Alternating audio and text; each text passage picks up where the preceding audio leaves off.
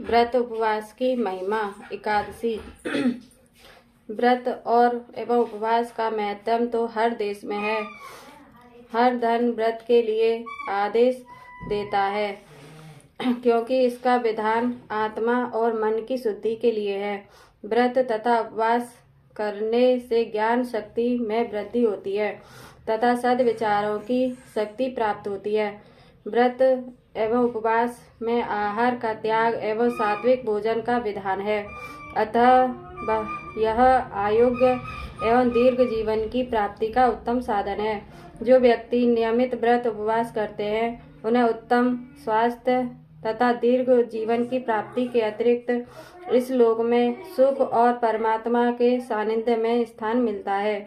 नारद पुराण में व्रती की महिमा बताते हुए लिखा है कि गंगा के समान कोई अन्य तीर्थ नहीं है, माँ के समान कोई गुरु नहीं, भगवान विष्णु जैसा कोई देवता नहीं तथा व्रत उपवास जैसा कोई तप नहीं। एकादशी का महात्म्य। व्रतों में एकादशी व्रत को सर्वोपरि कहा गया है। प्रत्येक माह में 2 एकादशी होती हैं। अधिक या मल मास पड़ने पर उस माह की 2 एकादशी और होती हैं।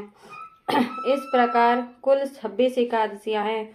ये सब एकादशियां अपने नाम के अनुरूप फल देने वाली हैं, जिनकी कथा विधि पूर्वक महात्म्य सुनने से ज्ञान हो जाता है। एकादशी की उत्पत्ति तथा महात्म्य के पढ़ने और सुनने से तथा उस दिन रात में भजन कीर्तन करने से सुखों की प्राप्त कर व्रती मनुष्य विष्णु लोक में स्थित हो अनेक फलों को प्राप्त करता है।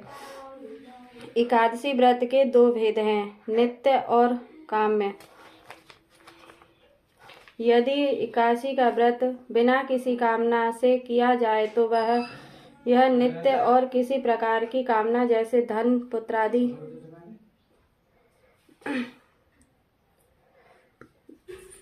की प्राप्ति अथवा रोग दोष कलेश आदि से छुटकारे के लिए किया जाए तो काम्य व्रत कहलाता है। एकादशी व्रत की विधि। एकादशी व्रत का प्रारंभ करने का शुभ समय चैत्र वैशाख माघ और मार्गशीर्ष की एकादशियां हैं। मल मास या अधिक मास गुरु शुक्र के अस्त रहते हुए दिन 6 सूर्य संक्रांति तथा सूर्य चंद्र के ग्रहण के समय व्रत का प्रारंभ नहीं करना चाहिए। कम से कम 8 वर्ष की आयु वाला व्यक्ति व्रत करने का अधिकारी है। सधवा स्त्रियों को अपने पति की आज्ञा को प्राप्त करके ही व्रत करना चाहिए। व्रत श्रद्धा भक्ति पूर्वक प्रारंभ करना चाहिए, किसी के दबाव में न आकर न करें।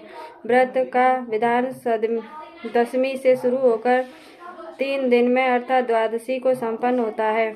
द्वादशी के द्वितीय प्रहर में व्रत का पारायण किया जाता है, अर्थात सुपात्र ब्राह्मण को भोजन करा के भोजन कराना चाहिए अथवा मंदिर में सीधा भिजवाना चाहिए।